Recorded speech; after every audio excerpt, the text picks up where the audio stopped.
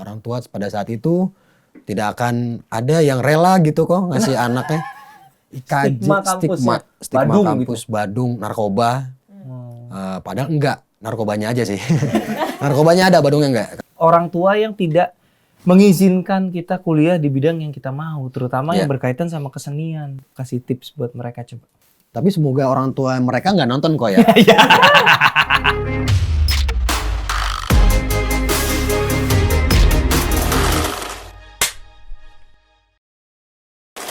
Tapi ada nggak hal yang berangkat dari keilmuan kita sebagai stand up comedian yang lantas membantu kita sebagai sutradara komedi? Ada nggak menurut lu? Ya itu, public speaking ya. Kalau gue rasa sih, Kok public speaking? iya ilmu yang kita punya kan public speaking. Itu ngebantu kita jadi seorang director sih menurut gue. Dalam arti komunikasi maksudnya? Komunikasi, iya itu juga. Public, ada beberapa director yang oke secara penggarapan gitu, tapi public speaking kurang. I see. Nah itu tuh Asradanya yang jelasin. I see. Gitu. Makanya mungkin Asradanya nggak boleh cabut gitu. Balik lagi ke yang tadi ya. Udah lu jadi Astrada aja, jangan jadi sutradara, nanti gue repot. Betul, gitu ya. betul. Tapi nggak yang lebih ke ini menurut gue juga ada sih Jis, kayak pemahaman tentang apa ya, struktur komedi secara detail gitu. Oh, iya, Karena itu kan menurut gue juga satu hal yang orang kadang-kadang misinterpretasikan sebagai ya komedi itu gampang, komedi itu simpel gitu. Padahal kan susah gitu. Susah banget. Setupnya mesti gimana, plantingnya. Iya. Kadang-kadang kan orang mau bikin komedi tuh nggak sama setup, bikinnya punch-nya dulu. Padahal tanpa setup punch-nya nggak akan jadi juga gitu. Maksud gua. Gitu. Betul. Ya itu juga sih ya penempatannya kok ya itu juga tuh. Karena editor pun kadang tahu-tahu ngekat bagian setupnya. Iya benar. Itu sering banget terjadi teman-teman. Itu sering banget terjadi. Susah kalau buat teman-teman yang bikin komedi, kadang-kadang kita nggak sadar bahwa setup itu sama pentingnya sama punch-nya. Karena gue paling suka kalau setup sama punch itu analoginya Ari Kriting, Jis. Gimana? Yang lubang jebakan, tau nggak lu? Nggak tahu ya? Jadi Ari Kriting tuh bikin analogi gini kalau setup sama punchline itu. Anggap kita lagi di hutan mau bikin jebakan buat orang. Punchline itu adalah seberapa dalam lo gali lubangnya. Jadi orang kalau nyebur banget. Gitu. Ibaratnya ngakak banget. Tapi kalau lubangnya cetek kejeblos ya udah. Bisa naik. Cengir-cengir aja kalau ibarat punchline. Setup adalah seberapa bagus kita menutupi si lubang. Oke. Masuk akal dong. Lalu gali lubang dalam kalau lu nggak tutupin bener kan orang lihat. Kagak diinjek juga. Iya betul. Iya kan? Tapi lu tutupin kamuflase bagus lubangnya cetek. Ya nggak kejadian apa-apa juga. Nah jadi untuk bisa ngasih punch yang bagus, setup yang bagus juga penting gitu. Untuk gimana? Itu yang lu bilang bener tuh, gue sering ngalamin kayak pas gue nonton tuh. Kok nggak lucu ya? Perasaan lucu, coba lihat. Oh ternyata ada kalimat setup yang dibuang, kalimat setup dibuang. Kadang gitu. kan suka nemuin editor yang biar kelihatan kerja banget ya kok ya. Udah rapi nih kok. Silakan kok udah rapi nih, silakan ditonton. Udah rapi semua timeline udah rapi gitu. Padahal baru rough cut doang nih, tapi rapi banget. Coba lihat materinya dulu, baru ketahuan tuh. Ya ini pindahin ke sini gitu. Iya. Komedi itu seribet itu, maksudnya istilah yang gue suka buat komedi itu rapuh, Jis. Iya. Rapuh gitu. Lu salah nanganin pecah berantakan, bukan pecah dalam arti orang ketawa pecah ya maksudnya. Ambiar gitu. Iya, betul. Ambiar gitu. Lu Setuju. komedi itu rapuh banget gitu. Lu salah treatment. Bahkan sambil gue belajar gitu ya kayak sinematografi gitu. Kenapa gue kadang-kadang stres sendiri karena gue ngerasa mungkin gue salah ya. Mungkin lu lebih ngerti ilmunya, mungkin lu bisa kasih masukan ke gue. Gue ngerasanya kayak komedi itu kadang-kadang menyutradarai komedi itu pilihan shotnya lebih terbatas. Karena kayak kalau drama ya lu bisa berbagai approach dan berbagai treatment. Tapi saat komedi nih komedi gini, ya mau nggak mau ya kalau mau maksimal ya tuh shot cover gitu. Lu ambil begini, ini gua segini nggak enak. Nggak, kalau gua nge-punch nggak dapet gitu. Kayak gitu kan kadang-kadang gua ngerasa kayak ngerjain komedi itu sinematografinya jadi terbatas. Bener gak sih anggapan gue menurut lu gimana? Setuju sih kok.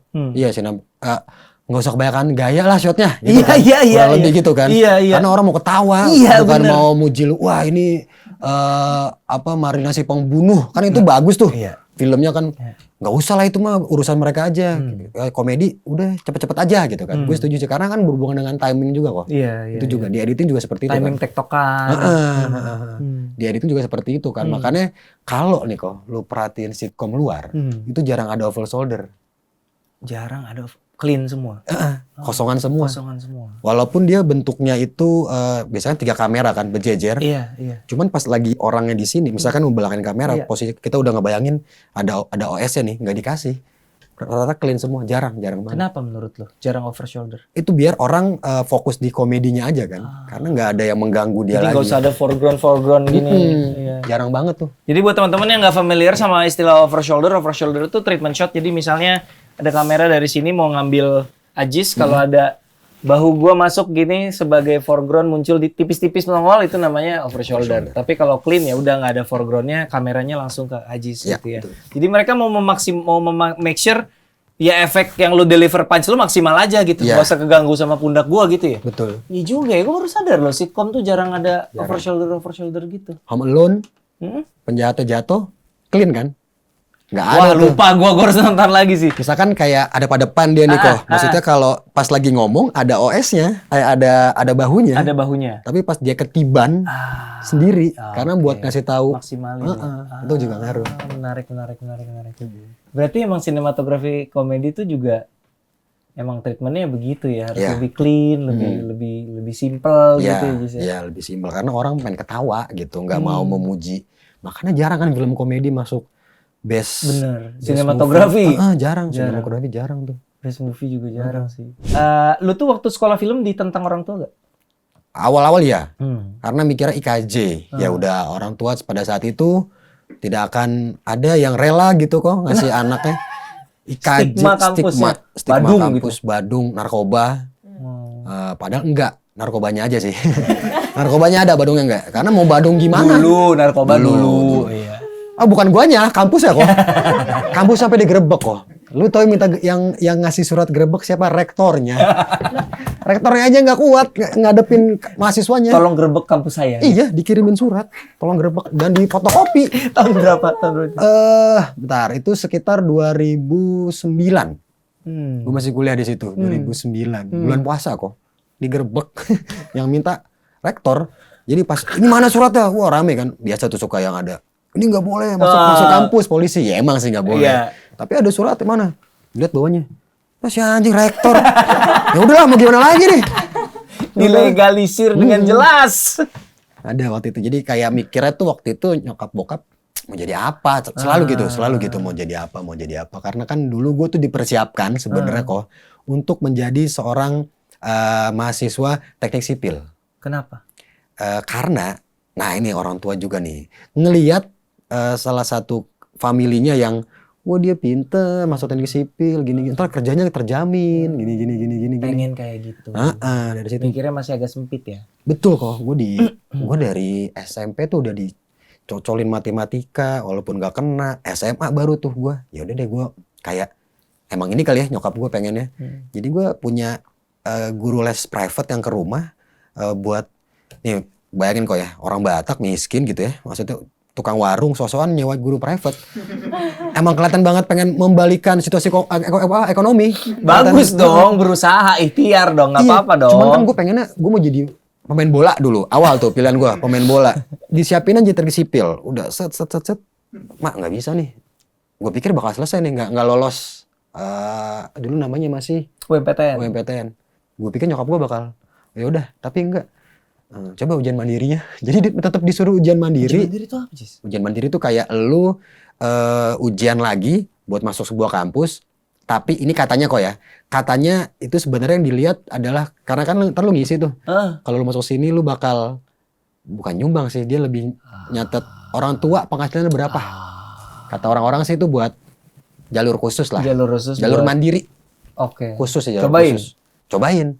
Gak lolos nih. Jadi coba stan. Aduh, capek banget gua. Disuruh coba semua. Tunggu sebentar. Tadi kan teknik sipil. Iya. Kok tiba-tiba stan? Makanya kayak yang penting kampus negeri, sekolah negeri gitu yang terjamin buat lu kerja. Jangan sampai kayak bapak ibu yang cuman punya warung Batak gitu. Warung Batak tuh apa, jualan orang Batak? Kayak warung lu, tapi gue versi kedua. Lu kan agen besar, gue agen kecil ya. Iya, iya. Gitu, kayak warung gitu. Kayak gitu-gitu kayak yang ya udahlah. Tapi lu dari kecil di Bekasi ya? Durian sawit kok sebenarnya. Duren Sawit. Komunitasnya ikut Bekasi karena dulu timur belum ada. Oke. Gitu pas masuk kampus ya gitu. Terus akhirnya boleh diklasin ke IKJ, gimana ceritanya? Gue waktu itu gambling ngasih kayak nyoba nih, gue kasih penjelasan mudah-mudahan kena nih. Lewat nyokap gue dulu. Gue bilang kalau kesenian itu tuh banyak pilihannya. Gue bilang bakal bisa gini, bakal gini, bakal gini. Awal-awal nggak kena. Terus gue bilang gini, nanti aku bisa jadi artis loh. Gue bilang gitu kok. Terus jadi lagi beneran.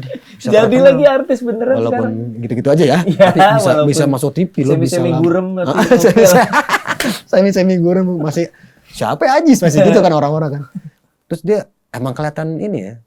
Oh yaudah deh, diitin aja deh. Mungkin gara-gara ya udah kalau lo nggak bisa jadi teknik sipil, nggak bisa jadi arsitek gitu segala macem, nggak bisa kerja yang gajinya puluhan juta, belasan juta. minimal mama bangga lah kalau anak jadi artis gitu. Dan duitnya ada ternyata. Iya. Duitnya ada. Akhirnya di approve. Dia proof walaupun kok awal-awal dia nanya pas gue kuliah nih.